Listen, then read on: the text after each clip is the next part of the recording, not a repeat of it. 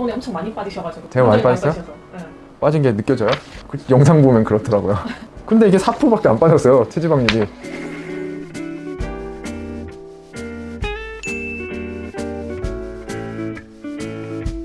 안녕하세요. 내과 전문의 얼리 어닥터 정성웅입니다.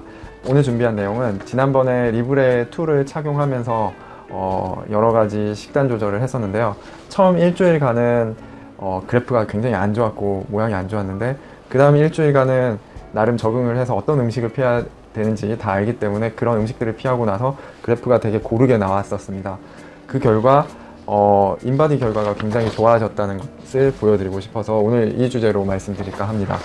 지난번에 그렇게 했던 자료들을 제가 영상을 녹화시켜서 보여드리면 좋은데 사실은 제가 병원에서 쓰는 그 병원 계정과 또 환자로서 그 설치자로서 쓰는 계정이 헷갈려가지고 충돌이 일어나가지고 결국에 그 데이터를 살리지 못했습니다. 그래서 다음번에 기회가 되면 리브레 2를 한 번 더 착용을 하고 그때는 아예 백업도 해놓고 저희 병원 환자로 등록을 해가지고 데이터를 계속 보관을 좀 잘 해놓을 생각인데요. 하지만 데이터는 소실했지만 저기 인바디는 남아있습니다. 그래서 인바디를 보면 그 예전에 제가 찍었던 식단 없이 운동만 하기 편 그때 체중이 66.8kg였고 근골격량이 32.1kg였고 그때 당시 체지방률이 15.1%였는데요. 그 이후로는 전 세계적으로 코로나가 덮치면서 다 같이 외출을 못하게 되고 운동을 굉장히 못하게 되면서 굉장히 모든 전 세계 인류가 다 같이 살이 찌지 않았나 싶은데요. 그러면서 제 체중들을 보면 72.6, 68.8, 70.7, 73.1, 73.4 여기는 안 나와 있는데 제가 75까지 가는 걸 찍었거든요. 75까지 분명히 작년에 75까지 갔었고요. 그리고 올 3월까지만 해도 72.8%였습니다. 네, 올 3월까지만 해도 작년 11, 12월, 1, 2, 3월까지 뭐 점심시간을 이용해서 제가 뭐 주 3회 정도는 하루에 1시간씩 운동을 했었거든요. 그 운동만으로는 보통 72kg 정도의 체지방률은 19에서 20%대를 계속 꾸준히 유지를 했었는데요. 이번에 리브레를 착용하고 나서 제 운동량이 달라진 건 없고 운동은 그대로 주 3회에서 4회 정도 점심시간에 1시간 정도 했는데 식단 조절 효과를 입어서 체지방률이 20%에서 16.7%로 확 줄어들었고요.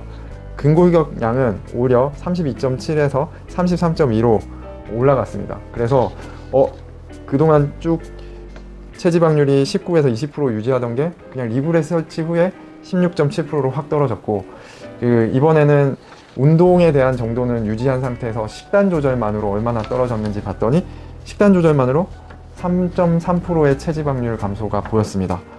이거는 정말 놀라운 사실인데요. 이거는 그냥 식단 조절도 굉장히 중요하다는 점을 알 수가 있고요.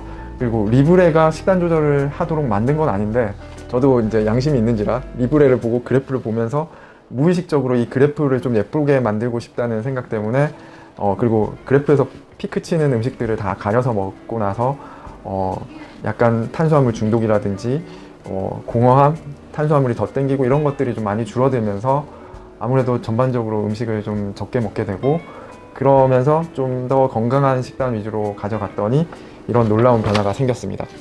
제가 진짜 저거를 홍보 대사는 아니고 저걸 팔려는 건 아니지만 확실히 저거를 하면 식단에 대한 개념이 뚝 잡히면서 한 2주 정도 중에서 처음 일주일은 막 그래프가 막 들쑥날쑥 하는 거에 대해서 예민해지다가 그 다음 일주일은 그래프가 이렇게 하루가 이렇게 평타를 치면 되게 마음에 안정이 생기고 그리고 눈바디도 좋아지고 좋아지는 게 느낌이 확실히 들거든요. 그래서 저거는 식단 조절용으로는 진짜 괜찮다 이런 생각이 들어요.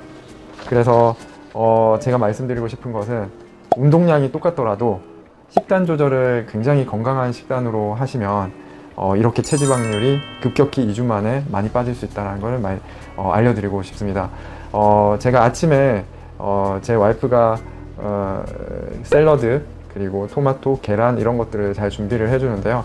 그런 것들을 위주로 먹고 그리고 점심은 또 그런 것들을 좀 더 먹기 위해서 도시락을 싸와서 도시락 통해서 또 샐러드, 야채 위주로 좀 먹고 저녁은 탄수화물 양을 줄이고 고기나 뭐 이런 것들을 마음껏 먹었습니다. 그래서 이런 식단만 해도 그렇게 힘들지도 않고 오히려 예전에 그냥 아무 생각 없이 먹었을 때 비해서는 음식의 맛을 좀 더 느끼면서 적정한 양에서 이제 그만둘 수도 있게 됐고, 그래서 훨씬 더 좋아졌다고 보거든요.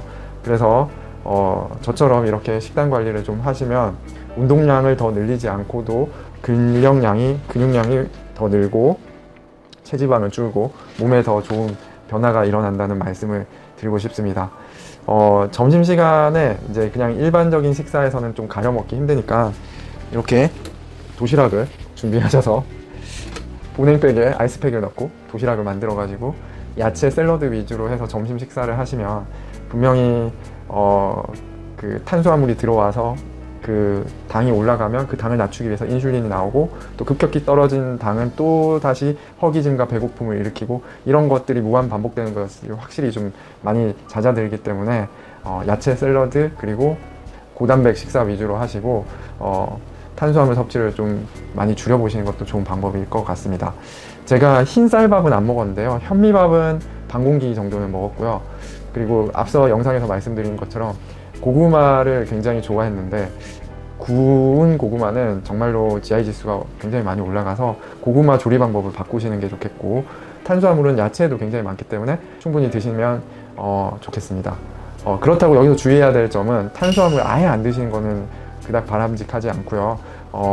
밥 양을 줄여서라도 먹기는 먹는 게 좋을 것 같습니다. 또 아예 안 먹어버리면 갑자기 탄수화물이 들어갔을 때 굉장히 졸리기도 하고, 탄수화물이 없는 동안에는 굉장히 이 신진대사를 활발하게 할 수도 없고, 또 운동을 할 때 에너지가 필요한데 충분한 에너지로 운동을 할 수 없기 때문에 근손실이 또 따라올 수밖에 없습니다. 그래서 적정량의 탄수화물을 넣고 고단백 위주의 식사를 하시고, 그리고 탄수화물 넣더라도 GI 지수가 낮은 탄수화물 위주로 식단을 구성하시면 되겠습니다. 이상 오늘 내용은 식단만으로 근육량이 좀 더 늘고 체지방량이 확 줄어든 것을 보여드렸는데요. 예전에 약속을 지키지 못했는데, 예전에 약속한 바와 같이 한 달 동안 근력 운동량을 훨씬 더 늘려보고, 식단은 똑같이 열심히 지켜보고, 두 가지를 다 했을 때 체지방률이 얼마나 더 떨어지는지 보고 다시 한번 영상을 준비해서 보여드리도록 하겠습니다. 이상 얼리어닥터 내과 전문의 정성훈이었습니다. 감사합니다.